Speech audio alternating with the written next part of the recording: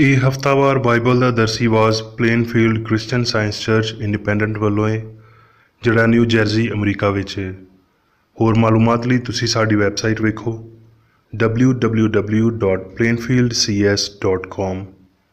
ਇਹ ਸਬਕ 14 ਜੁਲਾਈ 2019 ਇਤਵਾਰ ਦੇ ਦਿਨ ਹਫ਼ਤੇ ਦੇ ਅਖੀਰ ਉੱਤੇ ਤੁਹਾਡੇ ਪੜ੍ਹਨ ਲਈ ਤਿਆਰ ਕੀਤਾ ਗਿਆ ਹੈ। ਮਜ਼ਮੂਨ, ਸਾਕਰਾਮੈਂਟ, ਸੁਨਹਿਰੀ ਮਤਨ, ਜ਼ਬੂਰ। ਸ਼ਿਕਸਤਾ ਰੂਹ ਰੱਬ ਦੀ ਕੁਰਬਾਨੀ ਹੈ, ਸ਼ਿਕਸਤਾ ਤੇ ਖਸਤਾ ਦਿਲ। ਜਵਾਬੀ ਮਤਾਲਿਆ ਅਬਰਾਨੀਓ। ਪਰ ਜਦੋਂ ਮਸੀਹ ਆਉਣ ਵਾਲੀਆਂ ਚੰਗੀਆਂ ਸ਼ੈਵਾਂ ਦਾ ਸਰਦਾਰ ਕਾਹਨ ਹੋ ਕੇ ਆਇਆ ਤੇ ਉਸ ਬਜ਼ੁਰਗਤਰ ਖੈਮੇ ਦੀ ਰਾਹ ਤੋਂ, ਜਿਹੜਾ ਹੱਥਾਂ ਨਾਲ ਬਣਿਆ ਹੋਇਆ ਯਾਨੀ ਇਸ ਜੱਗ ਦਾ ਨਹੀਂ, ਤੇ ਬੱਕਰਿਆਂ ਤੇ ਬਛੜਿਆਂ ਦਾ ਲਹੂ ਲੈ ਕੇ ਨਹੀਂ ਬਲਕਿ ਆਪਣਾ ਹੀ ਲਹੂ ਲੈ ਕੇ ਪਾਕ ਮਕਾਨ ਵਿੱਚ ਇੱਕ ਹੀ ਵਾਰੀ ਵੜ ਗਿਆ ਤੇ ਹਮੇਸ਼ਾ ਦੀ ਖਲਾਸੀ ਕਰਵਾਈ। ਕਿਉਂਕਿ ਜਦੋਂ ਬੱਕਰਿਆਂ ਤੇ ਢੱਗਿਆਂ ਦੇ ਲਹੂ ਤੇ ਗਾਵਾਂ ਦੀ ਸਵਾਹ ਨਾਪਾਕਾਂ ਉੱਤੇ ਛਿੜਕਣ ਨਾਲ ਜ਼ਾਹਿਰੀ ਪਾਕਿਜ਼ਗੀ ਹਾਸਲ ਹੁੰਦੀ ਏ, ਤੇ ਮਸੀਹ ਦਾ ਲਹੂ ਜਿਨ੍ਹੇ ਆਪਣੇ ਆਪ ਨੂੰ ਅਜ਼ਲੀ ਰੂਹ ਦੇ ਰਾਹੀਂ ਰੱਬ ਦੇ ਸਾਹਮਣੇ ਬੇਅਬ ਕੁਰਬਾਨ ਕੀਤਾ, ਤੁਹਾਡੇ ਦਿਲਾਂ ਨੂੰ ਮੁਰਦਾ ਕੰਮਾਂ ਤੋਂ ਕਿਉਂ ਨਾ ਪਾਕ ਕਰੇਗਾ, ਤਾਂ ਜੋ ਜਿਉਂਦੇ ਰੱਬ ਦੀ ਇਬਾਦਤ ਕਰਨ, ਤੇ ਇਸੇ ਪਾਰੋਂ ਉਹ ਨਵੇਂ ਅਹਿਦ ਦਾ ਬਾਨੀ ਹੈ।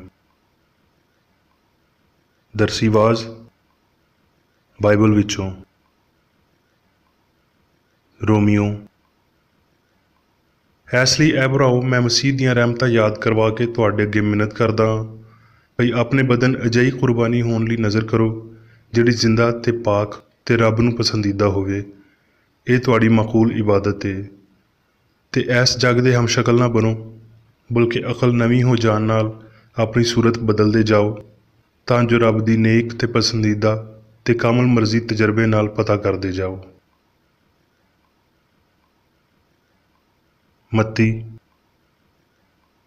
ਤੇ ਉਹਨੇ ਗਲੀਲ ਦੀ ਝੀਲ ਦੇ ਕੰਢੇ ਉੱਤੇ ਫਿਰਦੇ ਹੋਏ ਦੋ ਭਰਾਵਾਂ ਯਾਨੀ ਸ਼ਮਊਨ, ਜਿਹੜਾ ਪਤਰਸ ਅਖਵਾਉਂਦਾ ਏ, ਤੇ ਉਹਦੇ ਭਰਾ ਇੰਦਰੀਆਸ ਨੂੰ ਝੀਲ ਵਿੱਚ ਜਾਲ ਸੁੱਟਦਿਆਂ ਵੇਖਿਆ, ਕਿਉਂਜੇ ਉਹ ਮਛੇਰੇ ਸੀ, ਤੇ ਉਹਨਾਂ ਨੂੰ ਆਖਿਆ, ਮੇਰੇ ਮਗਰ ਟੁਰਦੇ ਆਓ ਤੇ ਮੈਂ ਤੁਹਾਨੂੰ ਆਦਮਗੀਰ ਬਣਾਵਾਂਗਾ।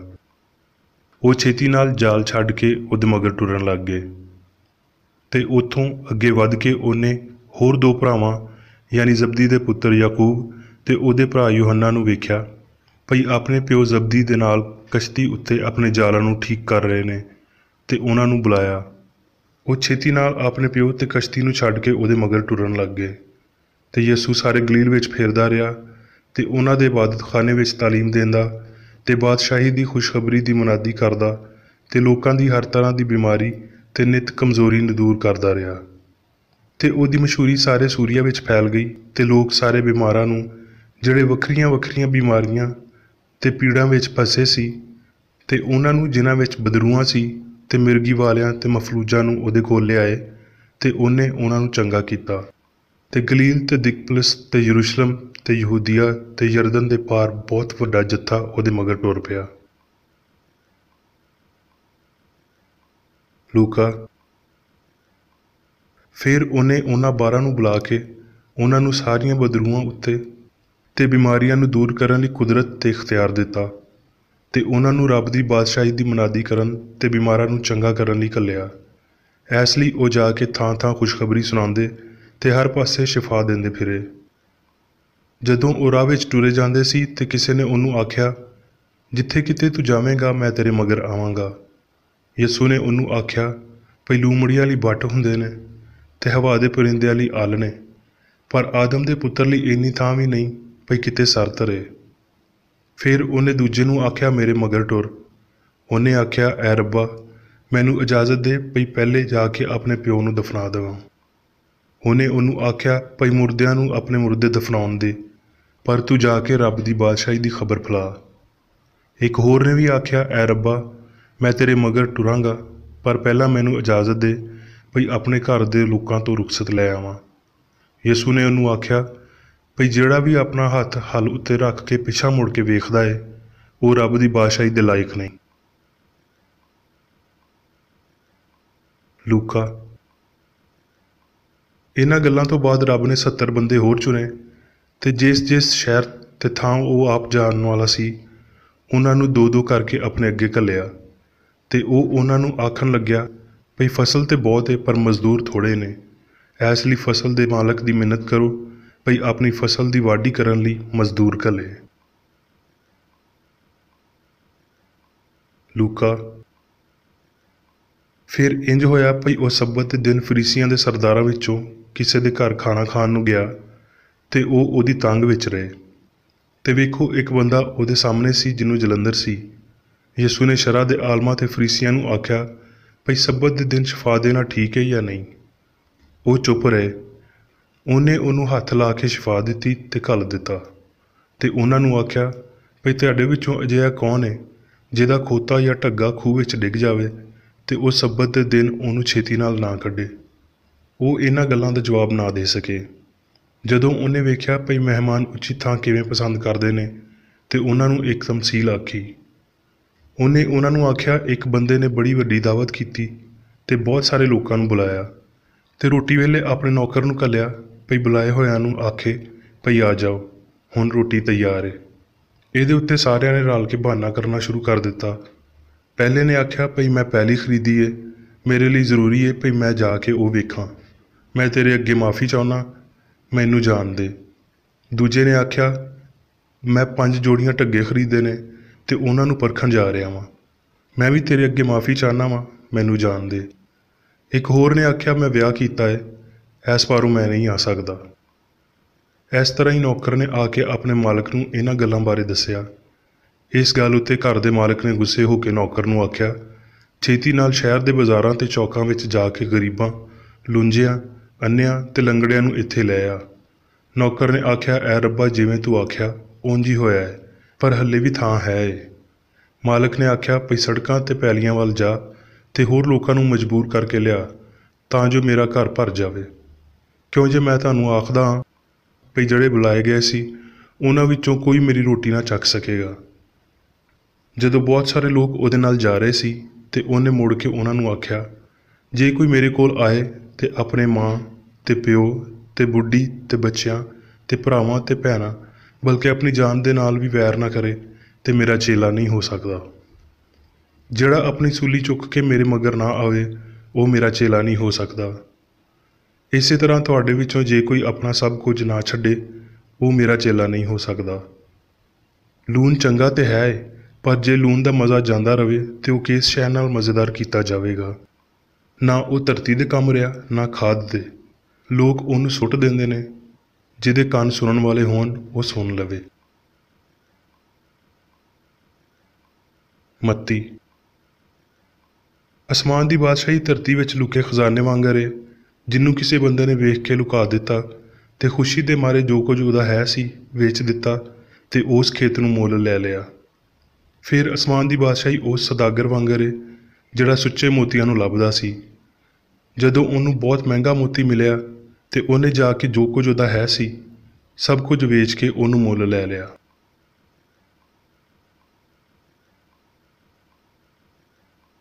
ਹੁਣ ਮੈਂ ਮੈਰੀ ਬੇਕਰ ਏਡੀ ਦੀ ਲਿਖੀ ਹੋਈ ਕ੍ਰਿਸਚਨ ਸਾਇੰਸ ਦੀ ਦਰਸੀ ਕਿਤਾਬ ਸਾਇੰਸ ਤੇ ਸਿਹਤ ਆਇਤਾਂ ਦੀ ਕੁੰਜੀ ਦੇ ਨਾਲ ਵਿੱਚੋਂ ਲਈਆਂ ਹੋਈਆਂ ਲਿਖਾਈਆਂ ਪੜ੍ਹਾਂਗਾ।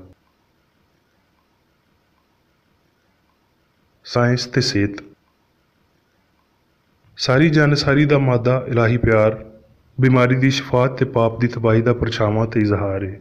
ਸਾਡੇ ਮਾਲਕ ਨੇ ਆਖਿਆ, ਜੇ ਤੁਸੀਂ ਮੇਰੇ ਨਾਲ ਪਿਆਰ ਕਰਦੇ ਹੋ ਤੇ ਮੇਰੇ ਹੁਕਮਾਂ ਉੱਤੇ ਅਮਲ ਕਰੋਗੇ।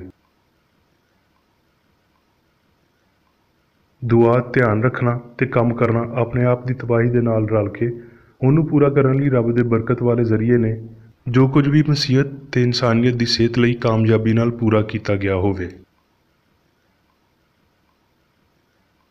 ਮਕਸਦ ਪੌਲੁਸ ਰਸੂਲ ਨੇ ਲਿਖਿਆ, ਤੇ ਆਓ ਅਸੀਂ ਵੀ ਹਰ ਇੱਕ ਭਾਰ ਤੇ ਉਸ ਪਾਪ ਨੂੰ ਜਿਹੜਾ ਸਾਨੂੰ ਆਸਾਨੀ ਨਾਲ ਉਲਝਾ ਲੈਂਦਾ ਹੈ ਦੂਰ ਕਰਕੇ ਉਸ ਦੌੜ ਵਿੱਚ ਸਬਰ ਨਾਲ ਦੌੜੀਏ ਜਿਹੜੀ ਸਾਨੂੰ ਦਰਪੇਸ਼ ਹੈ। ਯਾਨੀ ਅਸੀਂ ਮਾਦੀ ਖੁਦੀ ਤੇ ਹਿੱਸ ਨੂੰ ਦੂਰ ਕਰੀਏ ਤੇ ਹਰ ਤਰ੍ਹਾਂ ਦੀ ਸ਼ਿਫਾ ਵਾਲੀ ਸਾਇੰਸ ਤੇ ਇਲਾਹੀ ਅਸੂਲ ਨੂੰ ਲੱਭੀਏ। ਆਪਣੇ ਉਸਤਾਦ ਦੇ ਹੁਕਮਾਂ ਉੱਤੇ ਅਮਲ ਕਰਨਾ ਤੇ ਉਹਦੇ ਨਮੂਨੇ ਮਗਰ ਟੁਰਨਾ ਸਾਡੇ ਉੱਤੇ ਉਹਦਾ ਠੀਕ ਕਰਜ਼ੇ ਤੇ ਜੋ ਕੁਝ ਉਹਨੇ ਕੀਤਾ ਉਹਦੀ ਸ਼ੁਕਰਗੁਜ਼ਾਰੀ ਦਾ ਇਕੱਲਾ ਚੰਗਾ ਸਬੂਤ ਹੈ। ਵਫਾਦਾਰੀ ਤੇ ਦਿਲੀ ਸ਼ੁਕਰਗੁਜ਼ਾਰੀ ਨੂੰ ਜ਼ਾਹਰ ਕਰਨ ਲਈ ਬਾਹਰ ਵਾਲੀ ਇਬਾਦਤ ਆਪਣੇ ਆਪ ਵਿੱਚ ਹੀ ਕਾਫੀ ਨਹੀਂ ਹੈ, ਕਿਉਂ ਜੇ ਉਹਨੇ ਆਖਿਆ, ਜੇ ਤੁਸੀਂ ਮੇਰੇ ਨਾਲ ਪਿਆਰ ਕਰਦੇ ਹੋ ਤੇ ਮੇਰੇ ਹੁਕਮਾਂ ਉੱਤੇ ਅਮਲ ਕਰੋ। ਅਸੀਂ ਜਾਣਦੇ ਹਾਂ ਕਿ ਪਾਕੀਜ਼ਗੀ ਪਾਉਣ ਲਈ ਪਾਕੀਜ਼ਗੀ ਦੀ ਤਾਂਘ ਕਰਨਾ ਜ਼ਰੂਰੀ ਸ਼ਰਤ ਹੈ, ਪਰ ਅਸੀਂ ਸਾਰੀਆਂ ਸ਼ੈਵਾਂ ਨਾਲੋਂ ਬਹੁਤੀ ਪਾਕੀਜ਼ਗੀ ਦੀ ਤਾਂਘ ਰੱਖਦੇ ਹਾਂ ਤੇ ਅਸੀਂ ਉਹਦੇ ਲਈ ਹਰ ਸ਼ੈ ਕੁਰਬਾਨ ਕਰ ਦੇਵਾਂਗੇ। ਸਾਨੂੰ ਇਹ ਕਰਨ ਲਈ ਤਿਆਰ ਰਹਿਣਾ ਚਾਹੀਦਾ ਹੈ ਭਈ ਅਸੀਂ ਪਾਕੀਜ਼ਗੀ ਦੀ ਅਮਲੀ ਰਾਹ ਉੱਤੇ ਹਿਫਾਜ਼ਤ ਨਾਲ ਟੁਰ ਸਕਦੇ ਹਾਂ। ਤੂੰ ਆਪਣੇ ਸਾਰੇ ਦਿਲ, ਆਪਣੀ ਸਾਰੀ ਜਾਨ ਤੇ ਆਪਣੀ ਸਾਰੀ ਤਾਕਤ ਨਾਲ ਖੁਦਾਵੰਦ ਆਪਣੇ ਰੱਬ ਨਾਲ ਪਿਆਰ ਕਰ। ਇਸ ਹੁਕਮ ਵਿੱਚ ਬਹੁਤ ਕੁਝ ਸ਼ਾਮਲ ਹੈ, ਇੱਥੇ ਤੀਕਰ ਭਈ ਬਸ ਮਾਦੀ ਅਹਿਸਾਸ, ਅਫਸੋਸ ਤੇ ਇਬਾਦਤ। ਇਹ ਮਸੀਹਤ ਦਾ ਐਲਡੋਰਾਡੋ ਹੈ। ਇਹਦੇ ਵਿੱਚ ਹਯਾਤੀ ਦੀ ਸਾਇੰਸ ਸ਼ਾਮਲ ਹੈ ਤੇ ਇਹ ਰੂਹ ਉੱਤੇ ਇਲਾਹੀ ਕਾਬੂ ਦੀ ਪਛਾਣ ਕਰਦੀ ਹੈ, ਜਿਹਦੇ ਵਿੱਚ ਸਾਡੀ ਰੂਹ ਸਾਡੀ ਮਾਲਕ ਬਣ ਜਾਂਦੀ ਹੈ ਤੇ ਮਾਦੀ ਹਿੱਸ ਤੇ ਇਨਸਾਨੀ ਮਰਜ਼ੀ ਦੀ ਕੋਈ ਥਾਂ ਨਹੀਂ ਰਹਿੰਦੀ। ਯਿਸੂ ਨੇ ਇੱਕ ਹੀ ਵੇਲੇ ਵਿੱਚ 70 ਲੋਕਾਂ ਨੂੰ ਘੱਲਿਆ, ਪਰ ਬਸ 12 ਜਣੇ ਹੀ ਜ਼ਰੂਰੀ ਤਾਰੀਖੀ ਰਿਕਾਰਡ ਬਣਾ ਸਕੇ। ਰਵਾਇਤ ਉਹਦੇ ਸਿਰ ਉੱਤੇ 2 ਜਾਂ 300 ਚੇਲਿਆਂ ਦਾ ਹੀ ਸਿਹਰਾ ਬੰਨ੍ਹਦੀ ਏ, ਜਿਨ੍ਹਾਂ ਦਾ ਕੋਈ ਨਾਂ ਨਿਸ਼ਾਨ ਨਹੀਂ ਮਿਲਿਆ। ਬੁਲਾਏ ਹੋਏ ਤੇ ਬਹੁਤ ਨੇ, ਪਰ ਬਰਗਜ਼ੀਦਾ ਥੋੜ੍ਹੇ ਨੇ। ਉਹ ਫਜ਼ਲ ਤੋਂ ਦੂਰ ਹੋ ਗਏ ਨੇ, ਕਿਉਂ ਜੇ ਉਹਨਾਂ ਨੇ ਅਸਲ ਵਿੱਚ ਆਪਣੇ ਮਾਲਕ ਦੀ ਹਦਾਇਤ ਨੂੰ ਨਹੀਂ ਸਮਝਿਆ ਸੀ। ਉਹ ਜਿਹੜੇ ਪਾਪ ਤੇ ਖੁਦੀ ਦੇ ਯਕੀਨ ਵਿੱਚ ਡੁੱਬੇ ਨੇ, ਜਿਹੜੇ ਬਸ ਐਸ਼ ਲਈ ਜਾਂ ਹਿੱਸਾਂ ਦੀ ਵਡਿਆਈ ਲਈ ਜਿਉਂਦੇ ਨੇ, ਉਹਨਾਂ ਲਈ ਉਹਨੇ ਮਾਦੇ ਵਿੱਚ ਆਖਿਆ, ਅੱਖੀਆਂ ਤੇ ਹੈ ਨੇ ਪਰ ਉਹ ਵੇਖਦੇ ਨਹੀਂ, ਕੰਨ ਤੇ ਹੈ ਨੇ ਪਰ ਉਹ ਸੁਣਦੇ ਨਹੀਂ, ਤਾਂ ਜੋ ਇਹ ਨਾ ਹੋਵੇ ਭਈ ਉਹ ਸਮਝਣ ਤੇ ਈਮਾਨ ਲਿਆਉਣ ਤੇ ਮੈਂ ਉਹਨਾਂ ਨੂੰ ਸ਼ਿਫਾ ਦੇਵਾਂ। ਉਹਨੇ ਇਹ ਤਾਲੀਮ ਦਿੱਤੀ ਭਈ ਮਾਦੀ ਹਿੱਸਾਂ ਸੱਚਾਈ ਨੂੰ ਤੇ ਉਹਦੀ ਸ਼ਿਫਾ ਵਾਲੀ ਤਾਕਤ ਨੂੰ ਬੰਦ ਕਰ ਦਿੰਦੀਆਂ ਨੇ। ਇੱਕ ਫਰਾਖਦਿਲੀ ਵਾਲੀ ਹਯਾਤੀ ਗੁਜ਼ਾਰਨ ਵਾਲਾ ਸ਼ਾਇਦ ਲਖਾਰੀ ਦੇ ਖਾਣੇ ਵਾਲੇ ਮੇਜ਼ ਉੱਤੇ ਸ਼ੈਵਾਂ ਦੇ ਘੱਟ ਅੰਦਾਜ਼ੇ ਉੱਤੇ ਇਤਰਾਜ਼ ਕਰੇ। ਪਾਪੀ ਵੇਖਦਾ ਹੈ ਇਸ ਨਿਜ਼ਾਮ ਵਿੱਚ ਜੋ ਕੁਝ ਇਸ ਕਿਤਾਬ ਵਿੱਚ ਸਿਖਾਇਆ ਗਿਆ ਹੈ ਭਈ ਰੱਬ ਦੀਆਂ ਸ਼ਰਤਾਂ ਨੂੰ ਲਾਜ਼ਮੀ ਪੂਰਾ ਕਰਨਾ ਚਾਹੀਦਾ ਹੈ। ਥੋੜ੍ਹੇ ਫਹਿਮ ਨੂੰ ਸਿਆਣ ਦੀਆਂ ਲਗਾਤਾਰ ਦਰਖਾਸਤਾਂ ਤੋਂ ਖਬਰਦਾਰ ਕੀਤਾ ਜਾਂਦਾ ਹੈ। ਅਵਾਰਾ ਅੰਜਾਮ ਥੋੜ੍ਹੇ ਜਿਹੇ ਰੂਹਾਨੀ ਮੰਜ਼ਰਾਂ ਉੱਤੇ ਹੌਸਲਾ ਸ਼ਿਕਨੀ ਕਰਦਾ ਹੈ। ਜਦੋਂ ਸਾਰੇ ਲੋਕਾਂ ਨੂੰ ਦਾਵਤ ਦਾ ਹੁਕਮ ਦਿੱਤਾ ਜਾਂਦਾ ਹੈ ਤੇ ਬਹਾਨੇ ਵੀ ਆ ਜਾਂਦੇ ਨੇ। ਕਿਸੇ ਨੇ ਖੇਤ ਵਿੱਚ ਜਾਣਾ ਸੀ, ਕਿਸੇ ਨੇ ਤਜਾਰਤ ਦਾ ਕੰਮ ਕਰਨਾ ਸੀ, ਇਸ ਲਈ ਉਹ ਕਬੂਲ ਨਾ ਕਰ ਸਕੇ। ਮਾਦੀ ਖੁਦੀ ਵਿੱਚ ਡੁੱਬ ਕੇ ਅਸੀਂ ਹਯਾਤੀ ਤੇ ਸਿਆਣ ਦੇ ਮਾਦੇ ਨੂੰ ਥੋੜ੍ਹਾ ਜਿਹਾ ਮੁਨਕਸ ਕਰਦੇ ਤੇ ਇਹਨੂੰ ਜਾਣ ਲੈਂਦੇ ਹਾਂ। ਮਾਦੀ ਖੁਦੀ ਤੋਂ ਇਨਕਾਰ ਇਨਸਾਨੀਅਤ ਦੀ ਰੂਹਾਨੀ ਤੇ ਹਮੇਸ਼ਾ ਦੀ ਇਨਫਰਾਦੀਅਤ ਦੇ ਬਾਰੇ ਜਾਣਨ ਵਿੱਚ ਮਦਦ ਦਿੰਦਾ ਹੈ, ਤੇ ਮਾਦੇ ਤੋਂ ਜਾਂ ਜਿਨ੍ਹਾਂ ਨੂੰ ਮਾਦੀ ਹਿੱਸਾਂ ਦੀ ਇਸਤਲਾਹ ਦਿੱਤੀ ਗਈ ਹੈ ਉਹਨਾਂ ਦੇ ਰਾਹੀਂ ਗਲਤ ਇਲਮ ਨੂੰ ਤਬਾਹ ਕਰਦਾ ਹੈ। ਰੱਬ ਉੱਚੇ ਦਰਜੇ ਵਾਲੀ ਸੇਵਾ ਲਈ ਉਸ ਬੰਦੇ ਨੂੰ ਚੁਣਦਾ ਹੈ ਜਿਹੜਾ ਇਹਦੇ ਲਈ ਇੰਨੀ ਕਾਬਲੀਅਤ ਰੱਖਦਾ ਹੋਵੇ ਭਈ ਉਹ ਮਿਸ਼ਨ ਦੇ ਨਾਕਾਮ ਹੋਣ ਦਾ ਕੋਈ ਦਾਗ ਨਹੀਂ ਲੈ ਸਕਦਾ। ਅਕਲ ਉੱਤੇ ਕਾਦਰ ਆਪਣਾ ਭਰੋਸਾ ਕਿਸੇ ਨਾਅਹਿਲ ਬੰਦੇ ਉੱਤੇ ਨਿਛਾਵਰ ਨਹੀਂ ਕਰਦਾ। ਜਦੋਂ ਉਹ ਕਿਸੇ ਕਾਸਦ ਨੂੰ ਹੁਕਮ ਦਿੰਦਾ ਹੈ ਤੇ ਇਹ ਉਹ ਹੁੰਦਾ ਹੈ ਜਿਹੜਾ ਰੂਹਾਨੀ ਤੌਰ ਤੇ ਉਹਦੇ ਬਹੁਤ ਨੇੜੇ ਹੋਵੇ। ਕੋਈ ਬੰਦਾ ਇਸ ਸ਼ਾਉਰੀ ਤਾਕਤ ਨੂੰ ਗਲਤ ਤਰ੍ਹਾਂ ਨਹੀਂ ਵਰਤ ਸਕਦਾ ਜੇ ਉਹਨੂੰ ਰੱਬ ਵੱਲੋਂ ਇਹ ਸਮਝਣ ਦੀ ਤਾਲੀਮ ਦਿੱਤੀ ਗਈ ਹੋਵੇ। ਕ੍ਰਿਸਚਨ ਸਾਇੰਸ ਵਿੱਚ ਇਹ ਮਜ਼ਬੂਤ ਨੁਕਤਾ ਨਜ਼ਰਅੰਦਾਜ਼ ਨਹੀਂ ਕੀਤਾ ਜਾਣਾ ਚਾਹੀਦਾ ਭਈ ਇੱਕ ਹੀ ਚਸ਼ਮਾ ਮਿੱਠਾ ਤੇ ਕੌੜਾ ਦੋਵੇਂ ਪਾਣੀ ਨਹੀਂ ਦੇ ਸਕਦਾ। ਸ਼ਾਉਰ ਦੀ ਸ਼ਿਫਾ ਤੇ ਤਾਲੀਮ ਦੀ ਸਾਇੰਸ ਵਿੱਚ ਤੁਹਾਡੀ ਕਾਮਯਾਬੀ ਜਿੰਨੀ ਉੱਚੀ ਹੋਵੇਗੀ, ਓਨਾ ਹੀ ਤੁਹਾਡੇ ਲਈ ਜਾਣਬੁੱਝ ਕੇ ਆਪਣੀ ਆਲਾ ਆਸ ਤੇ ਹਸੂਲ ਦੇ ਖਿਲਾਫ ਮਨਫੀ ਇਨਸਾਨ ਨੂੰ ਮੁਤਾਸਰ ਕਰਨਾ ਨਾਮੁਮਕਿਨ ਹੋਵੇਗਾ। ਇਲਾਹੀ ਅਸੂਲ ਤੇ ਸਾਇੰਸੀ ਤਰੀਕੇ ਦੇ ਅਸੂਲਾਂ ਉੱਤੇ ਸਖਤੀ ਨਾਲ ਅਮਲ ਕਰਨ ਨੇ ਕ੍ਰਿਸਚਨ ਸਾਇੰਸ ਦੇ ਤਾਲਬੇ ਇਲਮਾਂ ਦੀ ਕਾਮਯਾਬੀ ਨੂੰ ਯਕੀਨੀ ਬਣਾਇਆ ਹੈ। ਬਸ ਇਸੇ ਇਜਾਜ਼ ਨੇ ਇਹਨਾਂ ਨੂੰ ਉਹ ਰੁਤਬਾ ਦਿੱਤਾ ਹੈ ਜਿਹੜਾ ਉਹ ਕਮਿਊਨਿਟੀ ਵਿੱਚ ਰੱਖਦੇ ਨੇ, ਯਾਨੀ ਅਜਿਹੀ ਸਾਖ ਜਿਹੜੀ ਉਹਨਾਂ ਦੀ ਕੋਸ਼ਿਸ਼ਾਂ ਨਾਲ ਤਜਰਬਾਤੀ ਤੌਰ ਤੇ ਜਾਇਜ਼ ਬਣ ਜਾਂਦੀ ਹੈ। ਜਿਹੜਾ ਵੀ ਇਸ ਗੱਲ ਦਾ ਦਾਅਵਾ ਕਰਦਾ ਹੈ ਭਈ ਇੱਥੇ ਇੱਕ ਅਸੂਲ ਤੇ ਜ਼ਾਹਰ ਹੋਣ ਵਾਲੀ ਕ੍ਰਿਸਚਨ ਸਾਇੰਸ ਦੇ ਤਰੀਕੇ ਤੋਂ ਵੱਧ ਕੇ ਕੁਝ ਹੈ, ਉਹ ਸ਼ਾਉਰੀ ਜਾਂ ਲਾਸ਼ਾਉਰੀ ਤੌਰ ਤੇ ਬਹੁਤ ਵੱਡੀ ਗਲਤੀ ਕਰਦਾ ਹੈ ਤੇ ਆਪਣੇ ਆਪ ਨੂੰ ਕ੍ਰਿਸਚਨ ਸਾਇੰਸ ਦੀ ਸ਼ਿਫਾ ਦੇ ਅਸਲੀ ਫਹਿਮ ਤੇ ਇਹਦੇ ਮੁਮਕਿਨਾ ਇਜ਼ਹਾਰ ਤੋਂ ਵੱਖ ਕਰ ਲੈਂਦਾ ਹੈ। ਇੱਕ ਬੰਦੇ ਨੂੰ ਸੱਚਾਈ ਦੀ ਹੌਸਲਾ ਅਫਜ਼ਾਈ ਨਾਲ ਜੁੜੇ ਰਹਿਣਾ ਚਾਹੀਦਾ ਹੈ, ਨਹੀਂ ਤੇ ਉਹ ਇਲਾਹੀ ਅਸੂਲ ਨੂੰ ਜ਼ਾਹਿਰ ਨਹੀਂ ਕਰ ਸਕਦਾ। ਕ੍ਰਿਸਚਨ ਸਾਇੰਸ ਕਿਸੇ ਆਮ ਅਸੂਲ ਤੋਂ ਪਰੇ ਹੋਣਾ ਨਹੀਂ ਹੈ, ਯਾਨੀ ਸਿੱਧੀ ਤਰ੍ਹਾਂ ਮਿਹਨਤ ਤੋਂ ਬਗੈਰ ਕੋਈ ਬਰਤਰੀ ਨਹੀਂ। ਕੋਈ ਬੰਦਾ ਆਪਣਾ ਨਿਸ਼ਾਨਾ ਇੱਧਰ ਉੱਧਰ ਸੁੱਟ ਕੇ ਉਸੇ ਵੇਲੇ ਆਪਣਾ ਨਿਸ਼ਾਨਾ ਠੀਕ ਥਾਂ 'ਤੇ ਨਹੀਂ ਲਾ ਸਕਦਾ। ਦੂਜਿਆਂ ਸ਼ੋਭਿਆਂ ਮਗਰ ਟੁਰਨਾ ਤੇ ਸਾਇੰਸ ਦੇ ਇਜ਼ਹਾਰ ਵਿੱਚ ਤੇਜ਼ੀ ਨਾਲ ਤਰੱਕੀ ਕਰਨਾ ਮੁਮਕਿਨ ਨਹੀਂ। ਪੌਲੁਸ ਤੇ ਯੂਹੰਨਾ ਨੂੰ ਚੰਗੀ ਸਮਝ ਸੀ ਭਈ ਜਿਵੇਂ ਕੁਰਬਾਨੀ ਦੇ ਬਗੈਰ ਕੋਈ ਫਾਨੀ ਇਨਸਾਨ ਇੱਜ਼ਤ ਨਹੀਂ ਪਾ ਸਕਦਾ, ਇਸੇ ਤਰ੍ਹਾਂ ਅਸਮਾਨੀ ਦੌਲਤ ਹਾਸਲ ਕਰਨ ਲਈ ਉਹਨੂੰ ਦੁਨੀਆਦਾਰੀ ਨੂੰ ਛੱਡਣਾ ਪਏਗਾ। ਫਿਰ ਉਹਨੂੰ ਦੁਨੀਆ ਦੀਆਂ ਰਗਬਤਾਂ, ਗਰਜ਼ਾਂ ਤੇ ਮਕਸਦਾਂ ਨਾਲ ਕੋਈ ਸਰੋਕਾਰ ਨਹੀਂ ਹੋਵੇਗਾ। ਉਹ ਸਾਰੇ ਜਿਹੜੇ ਯਿਸੂ ਦੀ ਯਾਦਗਾਰੀ ਵਿੱਚ ਰੋਟੀ ਖਾਂਦੇ ਤੇ ਮੈਅ ਪੀਂਦੇ ਨੇ, ਉਹ ਅਸਲ ਵਿੱਚ ਉਸ ਪਿਆਲੇ ਤੇ ਉਸ ਸਲੀਬ ਵਿੱਚੋਂ ਵੰਡਣ ਲਈ ਤੇ ਮਸੀਹ ਦੇ ਅਸੂਲ ਦੀ ਖਾਤਰ ਸਭ ਕੁਝ ਛੱਡਣ ਲਈ ਰਾਜ਼ੀ ਨੇ। ਤੇ ਫਿਰ ਇਸ ਇਲਹਾਮ ਨੂੰ ਇੱਕ ਮੁਰਦਾ ਰਸਮ ਨਾਲ ਕਿਉਂ ਮਨਸੂਬ ਕੀਤਾ ਜਾਂਦਾ ਹੈ, ਬਜਾਏ ਕਿ ਗਲਤੀ ਨੂੰ ਦੂਰ ਕਰਦਿਆਂ ਹੋਏ ਤੇ ਬਦਨ ਨੂੰ ਪਾਕ ਤੇ ਰੱਬ ਲਈ ਕਬੂਲ ਕਰਨ ਦੇ ਕਾਬਲ ਬਣਾਉਂਦਿਆਂ ਹੋਏ ਇਹ ਵਿਖਾਇਆ ਜਾਵੇ ਭਈ ਸੱਚਾਈ ਦਾ ਫਹਿਮ ਮਿਲਿਆ ਹੋਇਆ ਹੈ। ਜੇ ਮਸੀਹ ਸੱਚਾਈ ਇਜ਼ਹਾਰ ਵਿੱਚ ਸਾਡੇ ਕੋਲ ਆਇਆ ਹੈ ਤੇ ਕਿਸੇ ਦੂਜੀ ਯਾਦਗਾਰੀ ਦੀ ਲੋੜ ਨਹੀਂ ਹੈ, ਕਿਉਂ ਜੇ ਇਜ਼ਹਾਰ ਇਮੈਨੂਅਲ ਜਾਂ ਰੱਬ ਸਾਡੇ ਨਾਲ ਹੈ, ਤੇ ਜੇ ਕੋਈ ਦੂਜਾ ਸਾਡੇ ਨਾਲ ਹੈ ਤੇ ਉਹਦੀ ਯਾਦਗਾਰੀ ਮਨਾਉਣ ਦੀ ਕੀ ਲੋੜ ਹੈ। ਜੇ ਉਹ ਸਾਰੇ ਜਿਨ੍ਹਾਂ ਨੇ ਸਾਕਰਾਮੈਂਟ ਵਿੱਚ ਹਿੱਸਾ ਲਿਆ ਯਿਸੂ ਦੇ ਦੁੱਖਾਂ ਦੀ ਅਸਲ ਵਿੱਚ ਯਾਦਗਾਰੀ ਮਨਾਈ ਸੀ ਤੇ ਉਸ ਪਿਆਲੇ ਵਿੱਚੋਂ ਪੀਤਾ ਸੀ ਤੇ ਉਹ ਜੱਗ ਵਿੱਚ ਇਨਕਲਾਬ ਲੈ ਆਉਂਦੇ, ਉਹ ਸਾਰੇ ਜਿਹੜੇ ਮਾਦੀ ਅਲਾਮਤਾਂ ਦੇ ਰਾਹੀਂ ਉਹਦੀ ਯਾਦਗਾਰੀ ਨੂੰ ਲੱਭਣ ਵਾਲੇ ਨੇ, ਉਹ ਸੂਲੀ ਚੁੱਕਣਗੇ, ਬਿਮਾਰਾਂ ਨੂੰ ਸ਼ਿਫਾ ਦੇਣਗੇ, ਬਦਰੂਹਾਂ ਨੂੰ ਕੱਢਣਗੇ ਤੇ ਮਸੀਹ ਸੱਚਾਈ ਦੀ ਖੁਸ਼ਖਬਰੀ ਗਰੀਬਾਂ, ਮਨਫੀ ਸੋਚ ਵਾਲਿਆਂ ਨੂੰ ਦੇਣਗੇ। ਉਹ 1000 ਸਾਲਾ ਦੌਰ ਲਿਆਉਣਗੇ।